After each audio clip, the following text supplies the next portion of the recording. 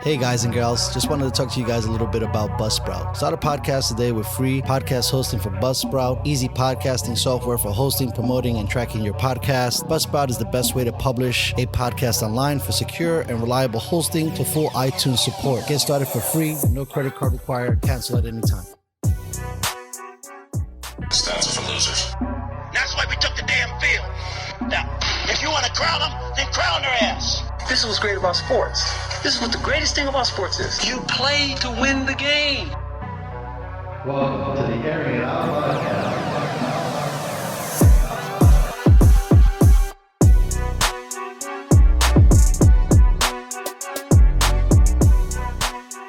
Welcome back, ladies and gentlemen, to the Airing It Out podcast. I am blessed and honored to have the host of the comeback journey, Nick Lowry. What's up, boy? What's going on, man? How you been? Oh man, I've been COVID. I don't even know what that means, bro. I've been fucking. they treat me like a little kid and shit. I can't go inside. I can't watch movies. I feel like I'm on a kid on timeout. This is some bullshit. Yeah, the struggle is real, you know.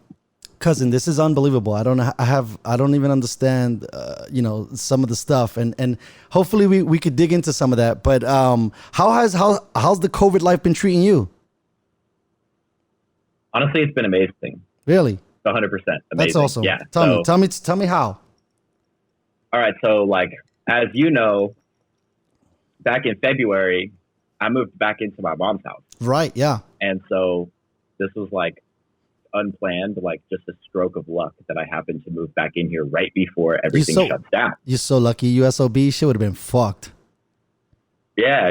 So, and then, a month after I moved back in here, everything shuts down, right? So my job is gone.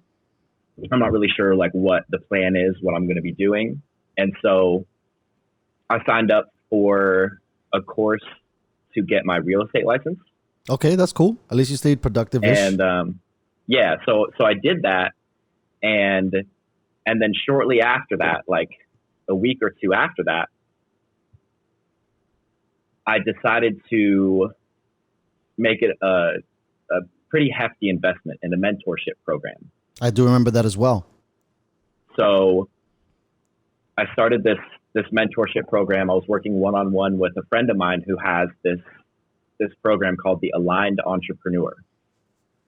And I went into it thinking, how can I make money off of my podcast? Like, how do I monetize this, And we didn't spend any time at all on the podcast. It's originally a 12-week program, and now we're on a month-to-month basis. So I'm still in it. So I'm coming up on, like 23 weeks that I've been in this program. Mm-hmm. And now we're working on the podcast. But what it turned into was me figuring out what my unique gifts are for me to be able to provide value to other people. And turns out, I was able to create a service offering or program of my own. And this program is centered around cultivating healthy relationships by embracing vulnerability and boundaries. And it's a multi-step process. It's a 10-week program. And there's like some foundational pillars that go along with this. And I've now had, I had 5 clients. Nasty. 3 of them have finished the program. Nasty, my man. Congratulations, by the way. 2 are still in. Thank you. Yeah, it's incredible, man. It's like this insanely fulfilling feeling, and it was scary though, because it was a relatively large investment to go into this mentorship program, more so than I was comfortable with at the time. But I was like, you know what? If I don't do it now, I'm never going to do it. And I'm going to take the risk, and I'm going to bet on myself. I'm going to invest into myself. I was gonna whatchamacallit, ask you like, hey, I want to fuck with it, but then when you dropped that price, I was like, ooh, I don't know if I'm that, because it was a little hefty, especially out the gate, right? Yeah, but it's so incredibly worth it. Like for the money that I paid, I got that amount of value in the first month. And wow, that's awesome. It's quite literally life changing. Like this is something that I'm now building into an actual business. So I started a business. I have an LLC set up. I have, the podcast. I have this program that I created, and I'm now working on aligning the podcast with what I'm now devoting my energy to in this on the other side of things, which is the program. So like talking about healthy communication and speaking your truth and boundaries and connecting with yourself on a deeper level. And so I'm transitioning the podcast to now talk specifically on those areas and to align things in a way where if somebody hears the podcast and then they see what I post on social media, it's the same. And so just like more effective branding and to attract the right people that I'm trying to attract. And that's been my COVID experience, man. I've just been on the grind. What a trip, huh? I mean, it's very interesting for me as well, being kind of in your same boat. A couple things. I first want to give you a shout out for giving me kind of a little bit of the wings, the Red Bull wings to go out there and fly, because until I fucked with you, I didn't even know what mic was good. I didn't even know what an interface we needed and all this other stuff. And I think like, you might have had 3 people in your program, but I might have been like 0.5 guy in the program before we even knew there was a program to be made, because that really, really helped me out. Cause I was a little gun shy. I didn't want to, again, speaking about, coming out of pocket, especially when you're dropping a lot out the gate. I just didn't know. I wasn't afraid of making the investment. I just didn't want to make the wrong investment.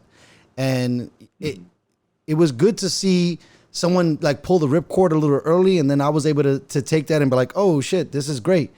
I can actually feel more confident, because I did have some other ideas about other stuff. I was like, I don't want to get fucked on this mic, because when you go to Amazon, they got like billions of fucking mics, right? And then you try to put your standard to Joe Rogan, and you're like, yeah, I'm gonna get me a Shure, SM7B. That's $500. I'm like, shit, I guess I'm gonna be doing a solo podcast, right? And so then you see some of these other cheaper mics.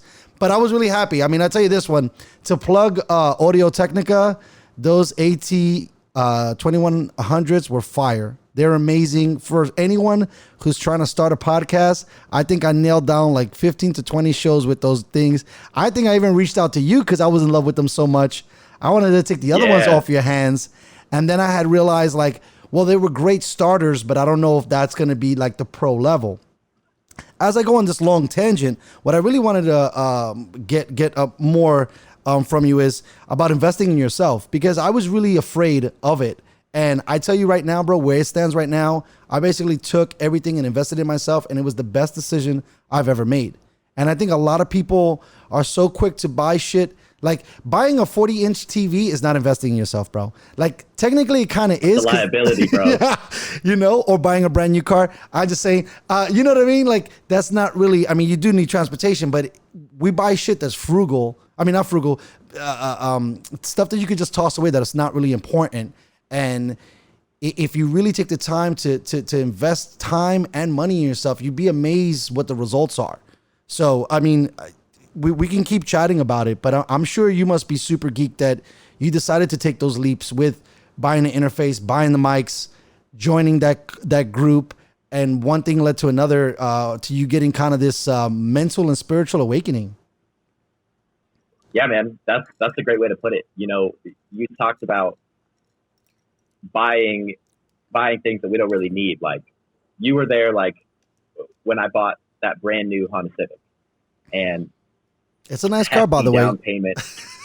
Yeah, I don't have it anymore. Wow, my man. Look at this. Oh, this is going to be a good show. Hefty down payment. Yeah, hefty down payment. Thousands of $7,000 down payment on like a $33,000 car. And I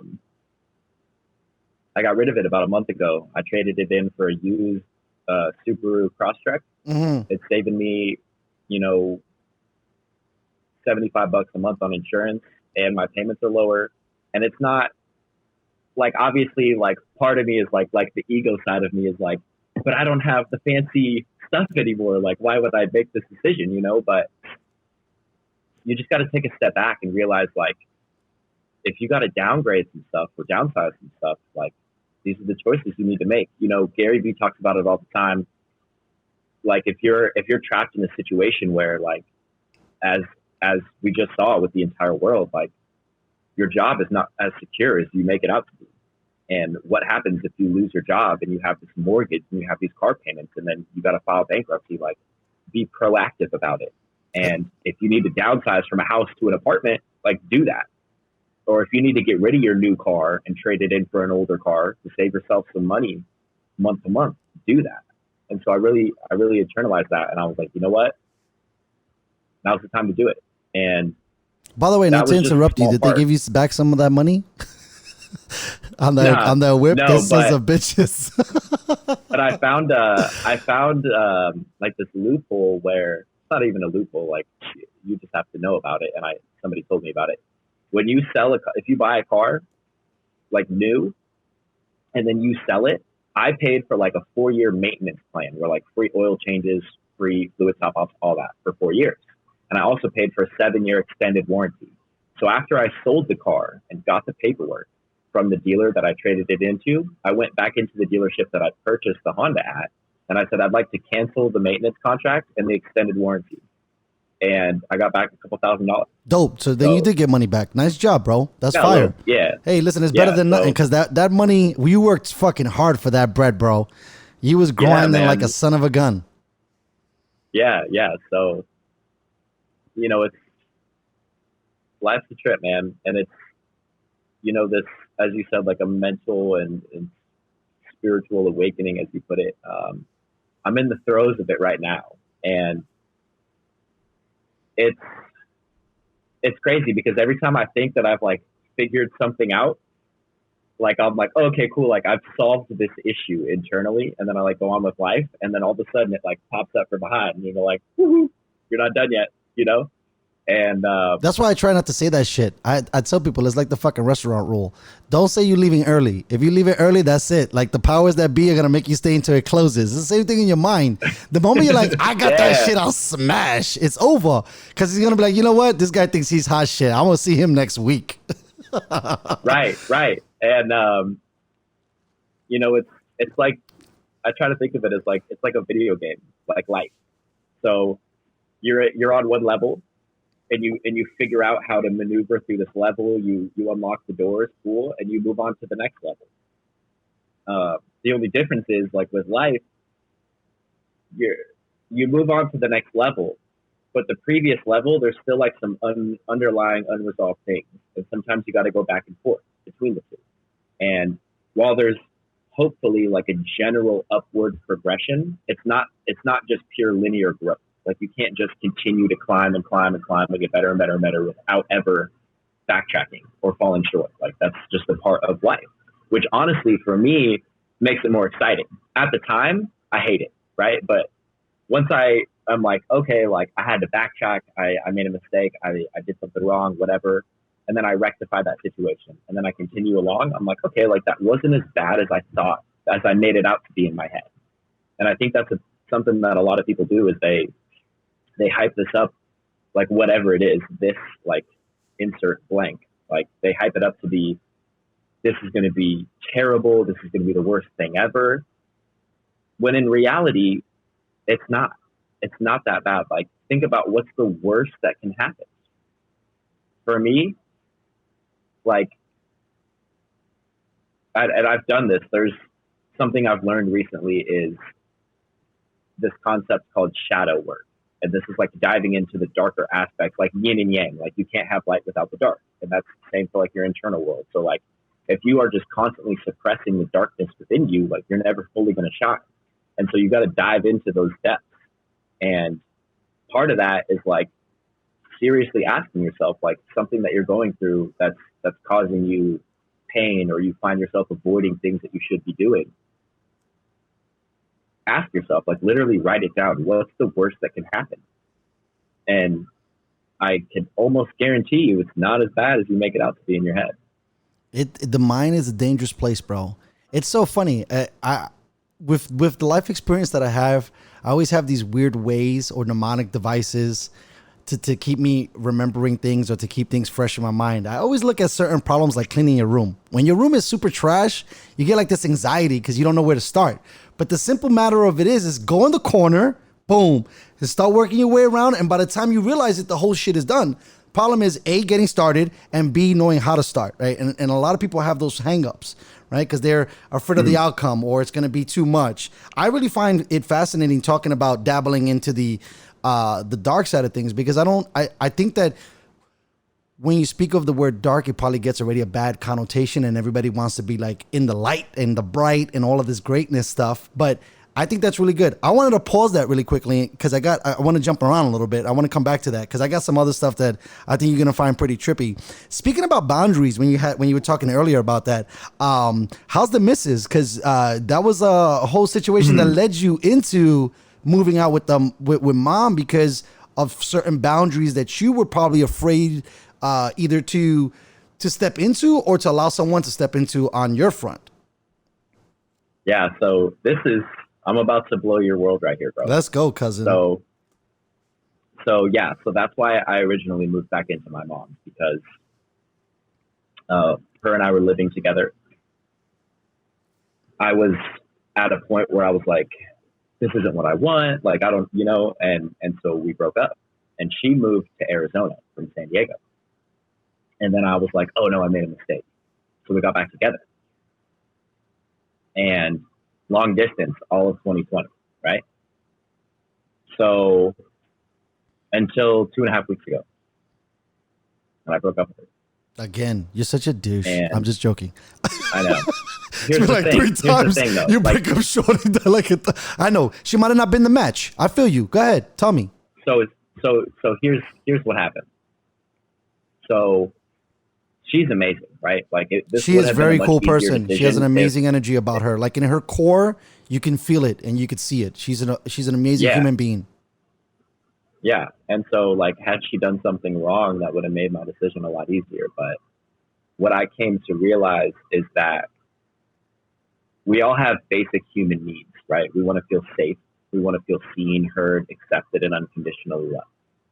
And get on your Tony Robbins shit, baby. Let's go. Yeah.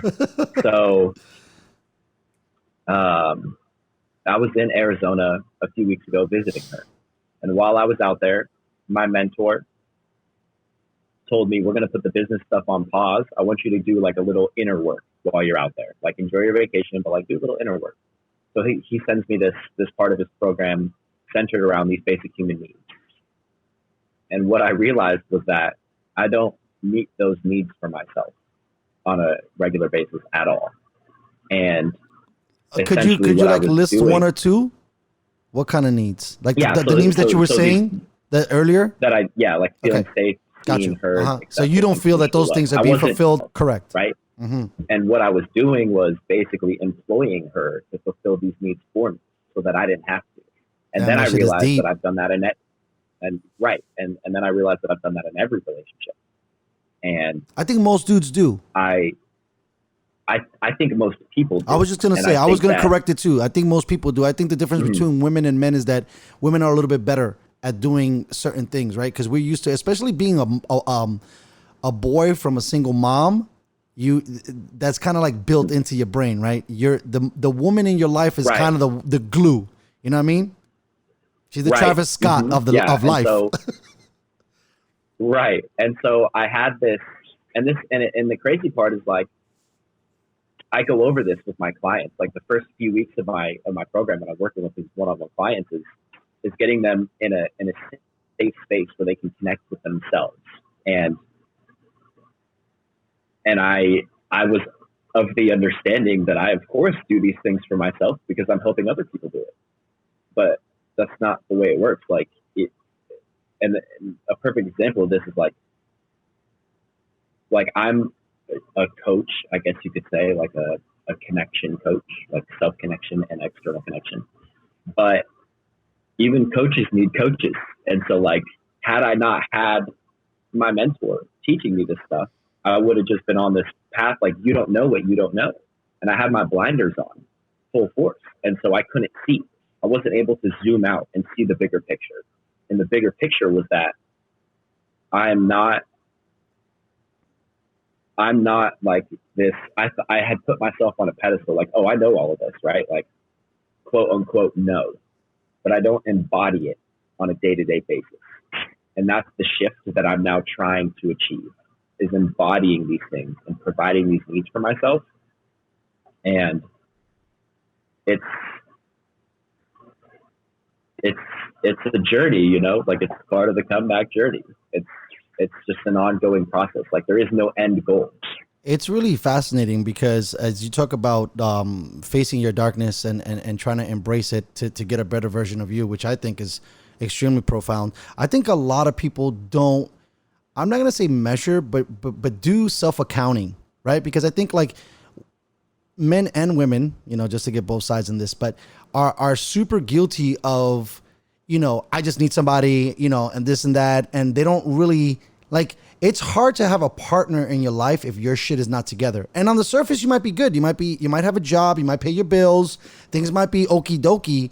But, you know, there are things about you on the dark side, on the light side that, you know, don't really get paid attention to as much. And then, you know, as the relationship progresses, I think that both parties become a little bit more laxed. Right. So then it goes from, like, let's say boyfriend and girlfriend or husband and wife to, like, friends. You know what I mean? Where you kind of like relax. I think that it's important to make sure that, because it is a partner, but I think partner gets confused and makes it a little bit more friendly. But your partner, you got to kind of put them on as much as they're putting you on. Right. Like, you guys got to kind of challenge each other and push each other. But at the same token, I think it's hard because a lot of people don't think about self-accounting before they get into a relationship. And most people are not ready for relationships, and they think they are. And they 100%. Think that shit is like the magic wand from Bright and shit, that they just go and wiggle around something. And then that's it. I'm going to get me a boyfriend. Life's going to be good. I'm going to get a girlfriend. Life's going to be good. My brother's guilty of that. I know a lot of dudes.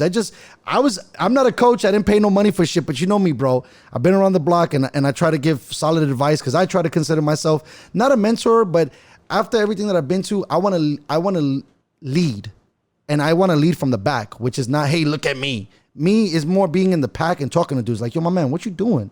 That doesn't make no sense. You messing stuff up. And so I had to talk to a cousin of mine, and same thing with him. He's all hung up on his issues, and he's with Shorty, and they already got a mini mix up. And I don't want to put too much of his, laundry out there. But again, I was thinking in my brain, I'm like, bro, I was guilty of it too. I was in a 8 to 10 year relationship with someone that I had no business being in.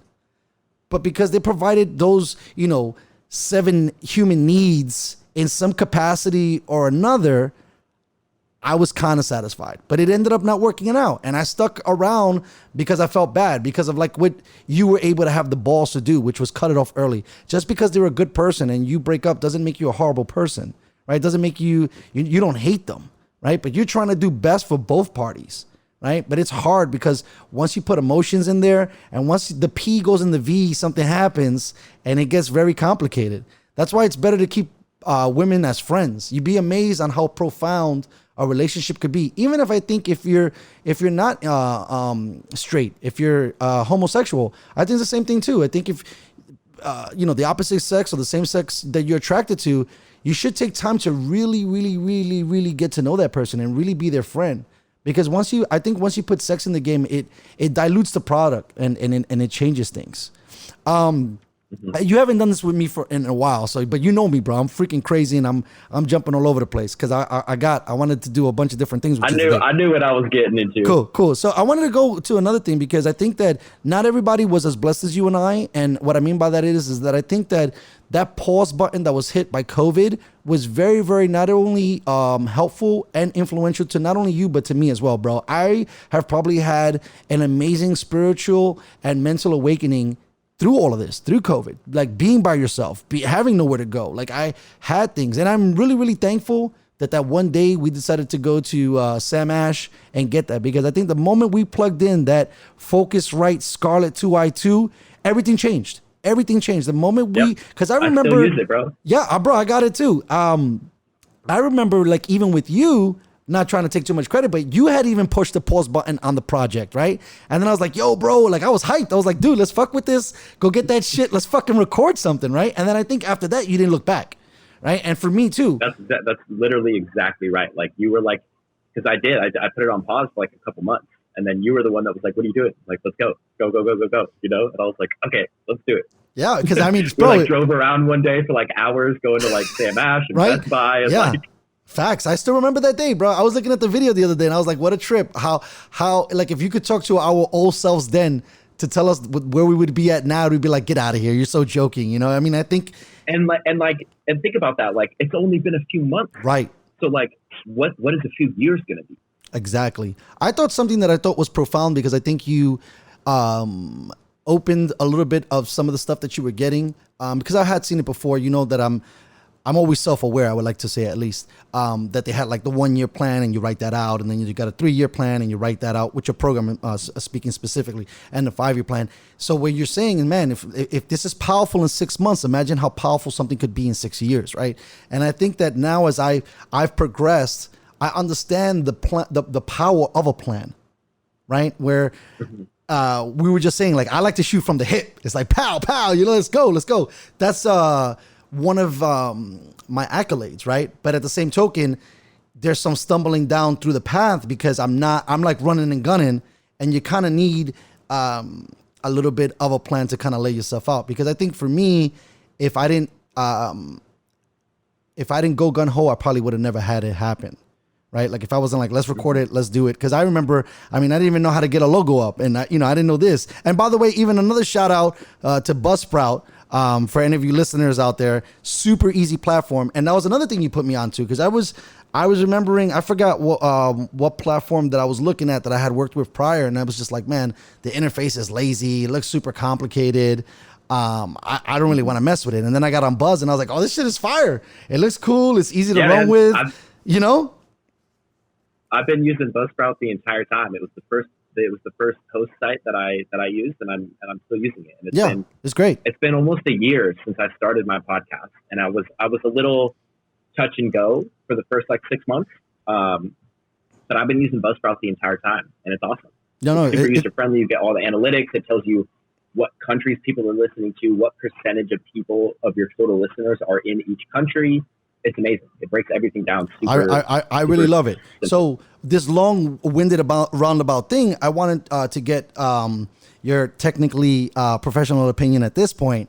For the people that weren't as blessed as we were, how does somebody pre, post, during COVID, and even moving forward, manage depression during this time? Like, with all the experience that you've gathered within these last few months, what are some words or some philosophies that you've bumped into to help people? So this is a very multifaceted, nuanced topic.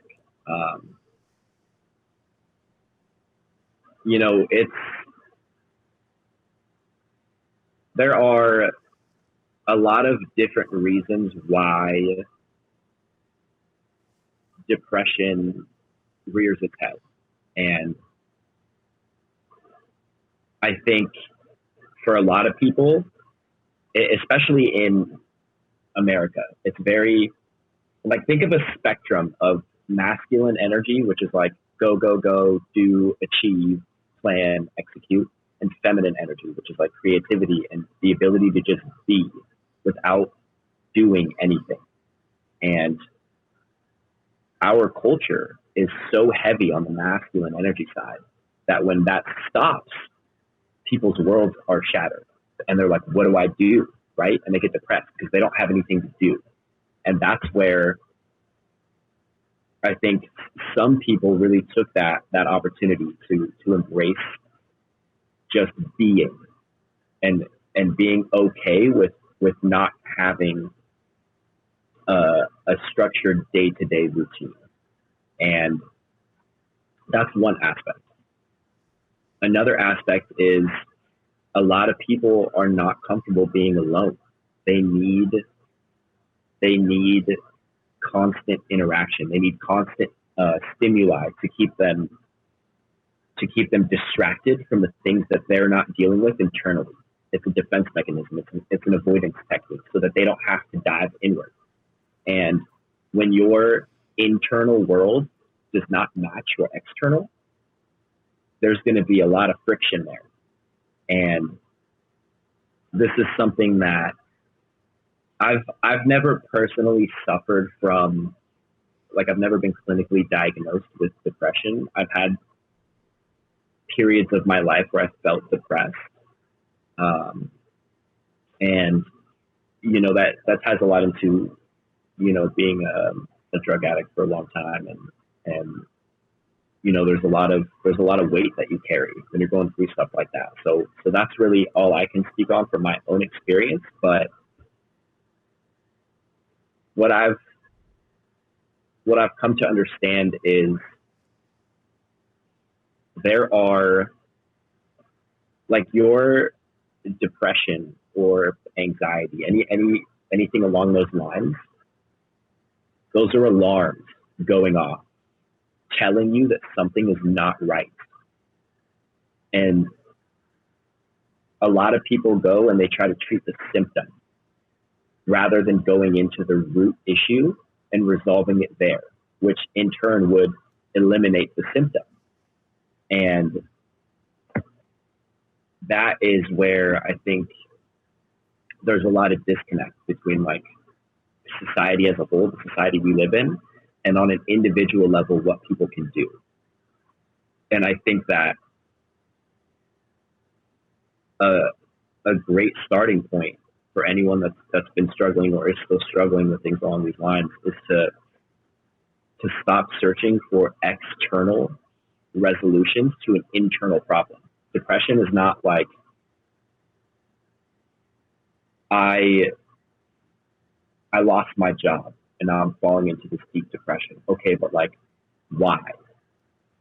Why is that such a massively detrimental thing for you? You have to ask yourself why. You have to dig deeper. And when you do that, that's where you get the awareness. That's where you get the clarity. And that's when you can start to understand yourself on a more holistic level and hopefully reach some sort of resolution to the problems that you're facing. That's dope. I like that. I think that's probably a big disconnect, because you're trying to fix a lot of stuff on the outside. Like, for example, to bring it full circle, get a girlfriend, get a boyfriend, when that's probably not going to help and make things a little bit more difficult. Hold on one sec. Sure. So what I was going to say is hopefully there's not too much kid feedback in the back, but if it is, I'll still drop it. This is life, bro. And, you know, I got fortunate to find somebody who was, a kindred spirit and helped me kind of look into the darkness a little bit more. But, well, I think that it is extremely profound, like you were saying, that if you look for the answers on the outside, you're not really going to solve anything on the inside. Now, you spoke a little bit about, your experiences and your past dealings with drugs and alcohol. I thought another question that I wanted to dive in, because I think you definitely know the answer to this, or at least the answer for yourself, and maybe it could be helpful for other people. But how did you, it's probably going to be like a two-parter. How did you initially get sober? And if you have any, as I always say, cheat codes to kind of help anybody to at least start that. Because I feel like, again, it was like the clean the room thing. People don't know where to start, right? So where kind of, for you, how you started, and what are some of your recommendations for other people to kind of get started? Sure. So This is definitely it's a very there are many parts to this answer and to my perspective on this. And there was like the moment where I like decided like, okay, I need to get my life together. But it wasn't like one specific incident that was like, boom, this is it. Okay, like now I need to change. It was a culmination of many things. And I think that's the case for a lot of people. So for me, I went to rehab the first time in 2015, and I didn't take it seriously. Like I went, I engaged, I did what I was supposed to do while I was there, but I wasn't doing it for me. I was doing it for other people, and it didn't work. And so, fast forward 2 more years of making bad decisions and getting into trouble. 2017, I went back to rehab the second time, and that's when I took it seriously. And what led up to this was, after my first trip to rehab, I was in there for 45 days, and I stayed clean and sober for a total of less than 60 days. So like less than 2 weeks after I got out, I was back at it. So basically the second time you took it serious and then you still dropped off 2 months later. No. The first time. So like, this is the first time. Okay. So 2015. Boom. You went in, came out, fooling around. The second time you went in, you were serious. Okay, you get released, and now what? Right. And so what led up to me going the second time was,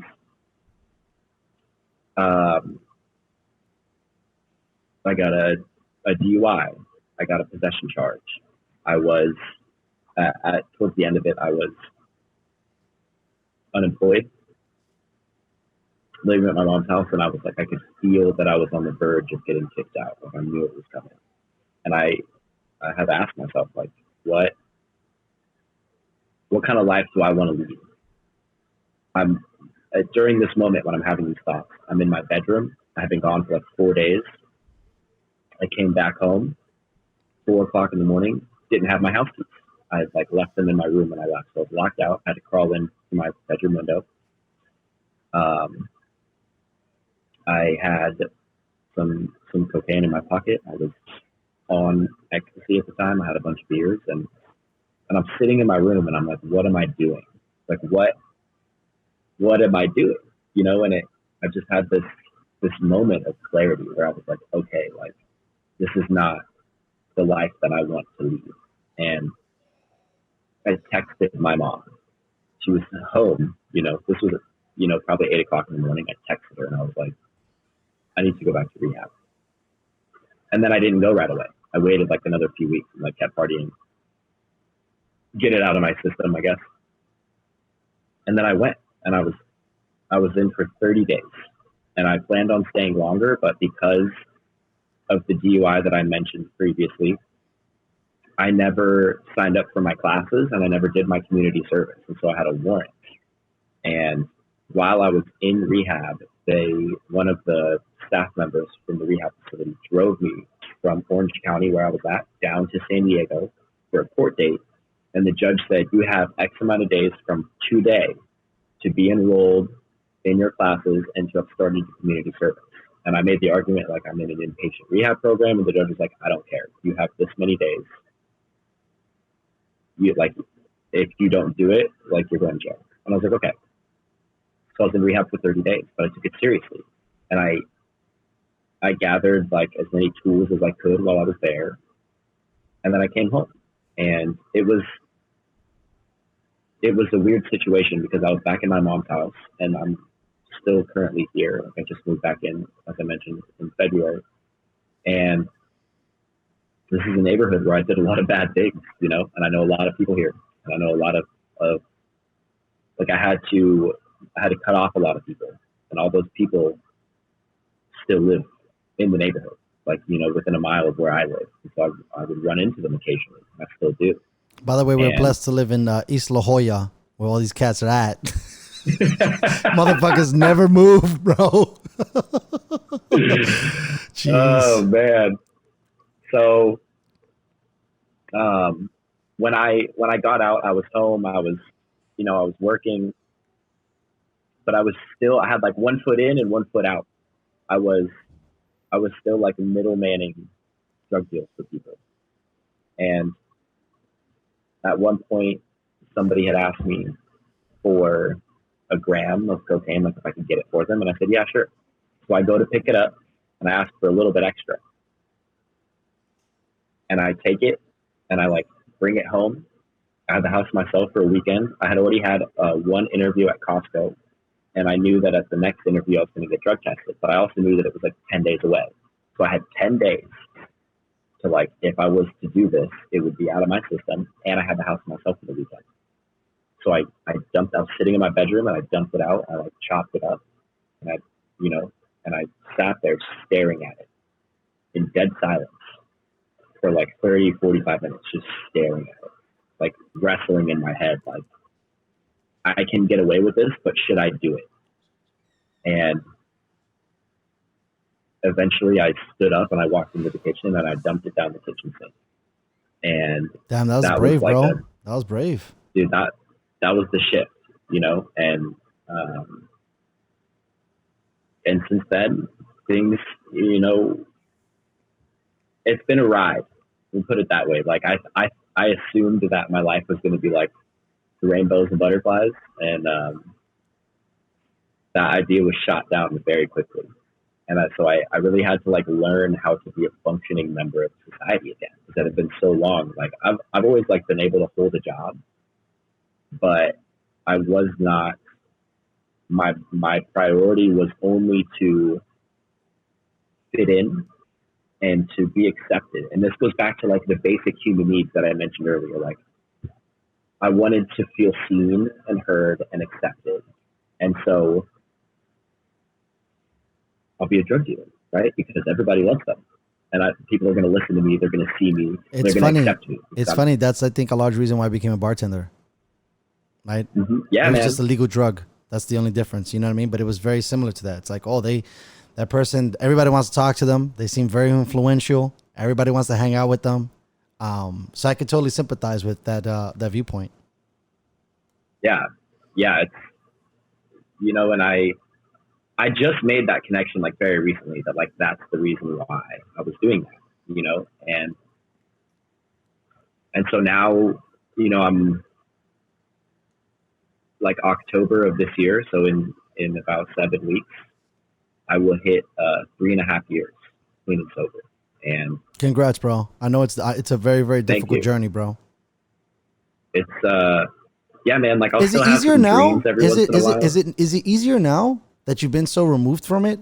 Because I feel like, I've done the sober Octobers, like my man Rogan and shit, and I feel like as you distance yourself from it, it becomes easier, right? It's just those beginning phases that are so hard. So now 3.5 years into it, do you ever get that itch in the back of your skull, like, hey, we can so-and-so and we know who to call type of shit?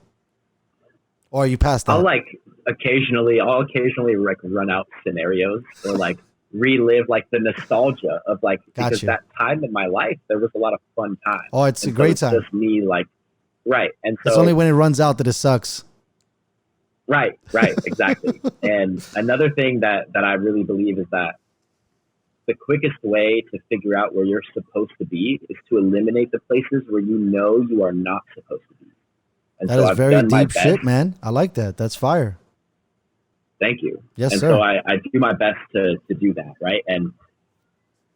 But it's weird though, right? Because like we work together as bartenders, and like I don't drink, and yeah, that was I got trippy. asked many times, like, you're a recovering alcoholic and addict, and yet you're constantly making drinks and pouring beers for people. Like, that doesn't bother you? And it didn't really. Like, obviously it's not like my ideal occupation, but it wasn't. We gotta pay the bills, Daddy. We gotta pay the bills. Right. Like, it's good money, and it wasn't. Right. What the hell you want me to do? I'm sorry. Right. It wasn't a constant threat to my sobriety. I didn't see it that way, and so I was like, okay, whatever. Like, there were days where like you and I behind the bar, pulling in $400 or $500 each Facts. on like a Friday night, and Yes, like sir. solid. Mm-hmm. Like I'm about it, Right. And so Yes. it's just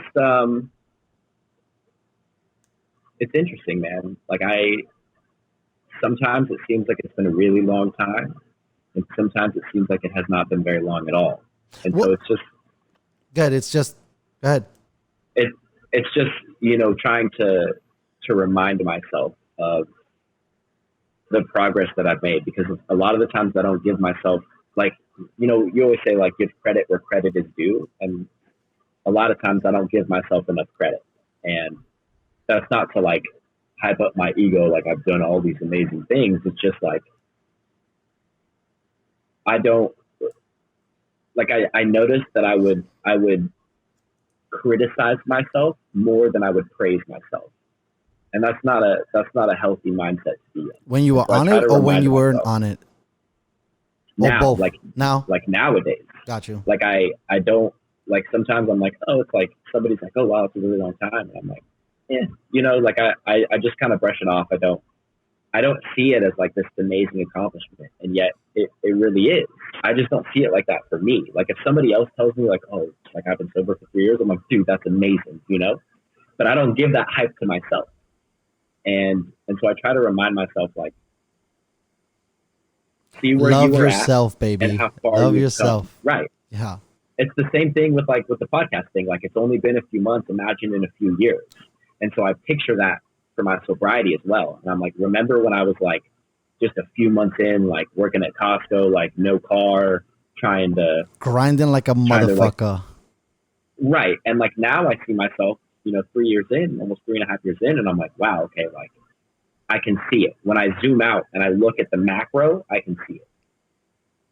Yeah, that's really crazy. For me, it was trippy too. I think that I struggled with a bunch of different things on that front too, and it was, for me, it was challenging to be at the bar, especially when you're struggling with something like that, especially when you are technically wet. You know what I mean? So I got a little taste here. I got a couple little tastes of that. I mean, I was crazy. Really back in the day, bro. I used to just drink it right out the fucking bottle. And then it was weird because I remember when I first started bartending, I worked at Rockefeller Center, and I would come in and the dudes would have the booze, the whole bottle, bro, with the pourer and everything, in the ice. First of all, that's a no-no. Okay. Second of all, they didn't even want to put ice in it. They needed that shit chilled. And I never got that concept until I got to where I was at. And I was like, oh, I guess, those kind of intense feelings, they build up because you build tolerance. You're probably fighting a hangover, whatever. And then to put yourself into that position again, I mean, it's really, really challenging. And I think to do it and not be tempted is really hard. Right. And so it takes time to pretty much learn how to do that. For me, which was, I don't know, it was weird. It was like I wanted to put myself in that position just to know that I could do it, right? Versus the other way. Like back to what you were saying about eliminating things, if I eliminated it, or if it was a place that I wasn't supposed to be, then I felt like my ego, right? To switch gears a little bit, my ego was like, well, you're fucking soft because you can't even be around this shit. And this is like your livelihood. But you can't sit around it without getting a fucking drink, bro. So yeah, like I said, I've had a bunch of, the sober Octobers and shit. I'm about to actually, I'm switching it up because Rogan TM'd that shit. So I'm gonna try to do a sober September, which still kind of rhymes because you got the double S. But yeah, you got the double S. Yeah. Just because about what you were saying, at times now especially, I almost feel limited and handicapped. Right? Like when before the eye-opening situation, I felt like I was soaring like an eagle. And now I'm like, no, if I'm on that shit, there's only so far I can go. I'm not going to be able to go where I really want to go. Right? So it's interesting that you bring that up. So now, speaking of like the ego and the dark side and all this dangerous stuff. So your boy just did DMT for the first time, bro. Oh, how was that? Bro, it changed my life, cuz. Like what you're supposed to have happen, it happened. And I didn't even beast. So I'm technically planning to go back. What I've realized, like I've had this kind of like epiphany moment I'm like, I don't know if I really want to do it. It's crazy, bro. Like, I went in there and it gave me such, first of all, that shit is strong as fuck. So it was like, I don't think you ever want to do anything ever again, boy. If it's not at this level, you should just shut it down because this was magical. So just keep the memory amazing. But it just connected so many dots, and really something that I was, and I don't know, we were talking about a little bit earlier, letting go of the ego, which I'm not, I think that's a lot of things that masculine force is what has driven me into a lot of my problems. On top of connecting the dots more. And what I mean by that is like what you were saying earlier. Like, I have really, this last few months, bro, I've really been trying to dial in my gut. If the shit says yes, we fucking go. And if the shit says no, we don't roll. That's it. It's very simple. I don't even fight with it. Like, I'm starting to trip out because I was literally talking to myself in third person on DMT, and I was tripping out because I was like, wow, who is this person? This person is me, but it's not me because I have to think, right, for words to come out. But this thing is talking to me and I'm not even thinking. Like, I was having questions and my inner voice was answering it. And it was so trippy. And one of the questions that was super profound on the trip for me was, why haven't you told me this sooner? And the answer was, we were telling you the whole time. You just weren't listening. And right there, bro, I was like, all right, that's it. I ain't playing with y'all no more. I get it. Thank you. So sorry it took me 39 3/4 of a fucking years to actually get it. But I guess what I kept telling myself, or my inner voice kept telling me, was like, bro, it's better to be late than never show up at all. You know, especially in this thing, because life is short, but it is actually kind of long. And to get to 40 and I don't know, I've had moments before. I think it's the clearest I've ever been after a trip was probably like LSD, but that shit is super powerful. This DMT, bro, was just like, it was quick, it was sweet, and it was like, it gave me everything that I needed to know. And now I'm like afraid to go back in because I don't want to fuck with that, if that makes any sense. Yeah, that's it's an interesting experience because I've done it, and when I did it, I didn't fully appreciate the impact and what I was experiencing. So I did it. I was like 18, and I was just like, somebody offered it, and I was like, cool, I haven't tried that yet. Let me try it. You know, facts. I know that swag. Yeah, and so, but I can still, 11 years later, I can still like vividly remember what I experienced. And there's a lot of benefits to those experiences. They do, like, as you said, like, your inner voice is telling you, like, we've been telling you this the whole time, you're just not listening. It gets you out of your own way. And it can really grant you much needed clarity. And these, you know, any sort of like psychedelic like that, like mushrooms or LSD, DMT, anything like that, it's like you're expanded into like a different realm that you can't experience just as a normal human being. Which is so crazy to think, right? Like, you won't get there. Crazy, bro. You won't get there without this assistance. And I was even like, I don't know if you watched the Netflix thing, but the ayahuasca that Rogan talks a lot about too. It's like a lot of people really look at that, especially when it's weird to take a drug to combat a drug illness, right? Which you would never think would work. But these things are on such a different magnitude that they eliminate some of your doubt and some of your ego, that, like you said, you get out of your own way and you're able to get the epiphany. But some people, for whatever reason, have a hard time getting there by themselves. Yeah. And I think, like, I've heard people talk about, like, you can have like these like transcendental experiences with certain types of meditation and all this. Like, I've never experienced it. Like, I'm not like a devout meditator, you know, like, I meditate, but not with the intent to get to that level. And I have heard people say it's possible. Like, Joe Rogan has mentioned it on his podcast before. I think Tim Ferriss talks about transcend whatever meditation, Transcendental meditation. Yeah, that's a tough one. Transcendental. Still, that T meditation stuff. My accent won't let me go there. Yeah. So it's. I don't think it's the same, but it is possible to reach a level beyond what we believe we're capable of. I think that sometimes when you're like programming or maybe building your computer mind, there's a lot of haywires and hang wires everywhere, and it's all it becomes convoluted because as life goes on, your cup becomes more full, right? And I think that you hold on to things and you don't want to empty out the glass, but there's a ceiling that you hit when you just can't take in more information, and it's really interesting that whether it's meditation or whether it's a psychedelic, that it can again give you a profound understanding of the bigger spectrum of things. But it's all there, and it's very weird. I mean, I work on another show, and it's called Drunk Lumber. It's pretty trippy.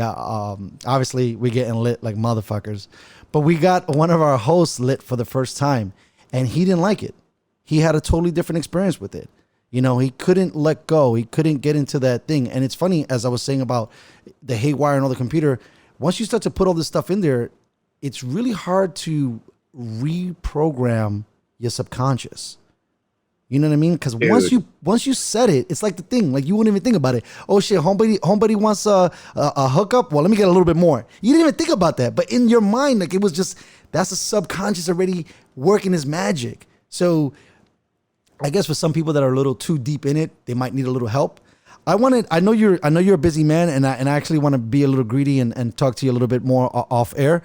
But one of the last things that I wanted to hit on was when you were talking about playing with the darkness. If you can not only describe a little bit about that, but like maybe because we're talking about basically the darkness would be considered your subconscious, right? In a lot of ways, or some of the things you hold to your chest. Some things that you don't really want to air out or let people know. And I might be misspeaking, so you tell me. But one, how do you view it and what the darkness is? And then two, what are some things that you would say that would help people maybe go into that or tap into that? Okay, so I think I'm assuming everyone, that all of your listeners, if they see this or if they listen to it, they've seen the picture of the iceberg, right? Where you see the tip of it above and all the massive stuff below the water. But all we see like in real life, we see these huge icebergs, but that's such a tiny portion. That's like 5% of the iceberg. And the rest of it is beneath the surface. And we don't even see it, right? What's beneath the surface of the iceberg, that's your subconscious. That runs the show, 100%, 95%. So what we believe, like this is like, we tell ourselves we're going to wake up early and we're going to exercise and we're going to go to work and we're going to learn this, this, and this, and we're going to do this, this, and this. And then we never do it, right? We self-sabotage. Why is that? It's because on a subconscious level, we don't believe that we are worthy of having this, or we have this fear of judgment, whatever it may be. There's so many different possibilities, right? Or answers to that question. Like, why don't we do these things? We get in our own way, right? That's the subconscious. And this is like there's really like a 3-step approach, but I'm only actively doing 2 steps. So the first step is, as children, our minds, like, as you said, like we get all these inputs, right? And our tank gets full of all these things that we've learned, all these beliefs that we've adopted, and maybe they're not serving us as well as they did in the past. And so we have to unlearn and then reparent ourselves to like rewire our belief systems. And step 1 of that is resolving unresolved trauma.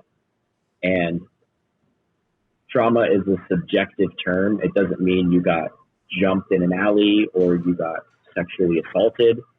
It could be like, for me, a big one for me was like in 8th grade, I was getting bullied by people who I thought were my friends. I'm in the back of the class and I got my head down and I'm crying because I'm miserable and I'm just getting bullied over and over and over again, right? And that made me adopt this belief that I'm not going to be accepted by people and I don't feel safe in the environments that I'm in. And so I had to like dive into this and answer, like I had to dive in and relive that experience, forgive myself, my inner child, for the way that they reacted, because he didn't know any better at the time. My inner child didn't know any better at the time. He did what he needed to do to survive. And that was his coping mechanism, right? And he did his job. My subconscious did its job, but it's not serving me anymore. So I have to find forgiveness for myself and for everyone else involved. And then I have to find gratitude, because had I not gone through these experiences, I would not be where I'm at today. So these experiences shaped me. So you have to reframe it from a negative, like, woe is me, I'm a victim, this happened to me, and reframe that and shift it to this happened for me. And I'm grateful that these things happened, because now I have a better understanding of life as a whole, and I understand what I need to do to thrive, not just survive, but thrive. That's step one. Step two is diving into the shadow, confronting, like, what is it, like, in my life right now that I'm avoiding? What negative patterns am I seeing myself repeat on a day-to-day basis? For me, recently, it was my dad was in town and he was staying at my mom's house. My dad lives in Illinois. He was out here. We don't have a good relationship, right? And as soon as he came out here, he was staying at the house. I found myself, boom, 4 hours a day watching Netflix or reading and just staying in my room and avoiding, like, work that I should have been doing. And I dove into the shadow work. Why? What am I avoiding? What am I not allowing myself to feel? And what can I do right now to remedy this situation? And the answer to that was, I need to have a conversation with my dad about why he left when I was a kid and why I didn't see him, why we didn't get phone calls, why did he abandon me, essentially? And so I had to have that conversation with him. And as I mentioned earlier, like, most of the time we make this thing out to be this huge thing in our head, and it's not as bad as we played out to be.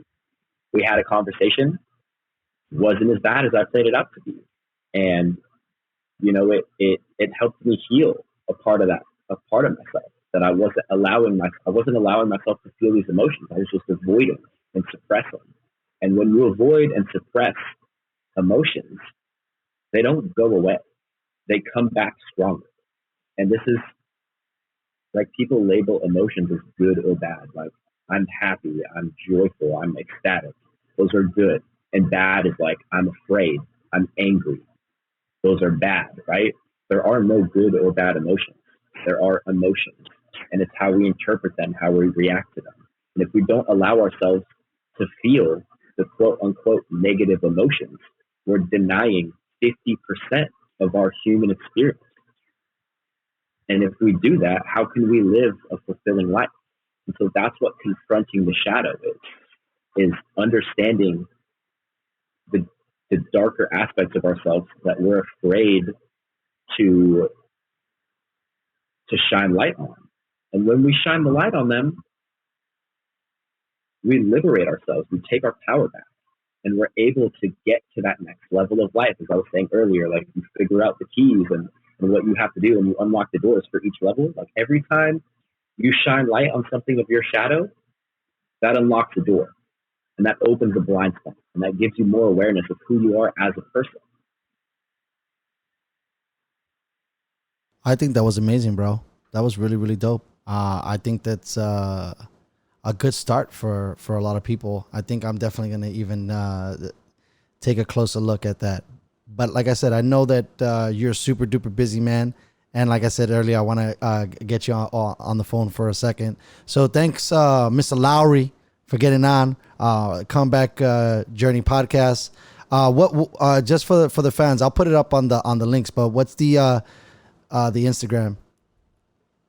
So Instagram is @_the comeback journey.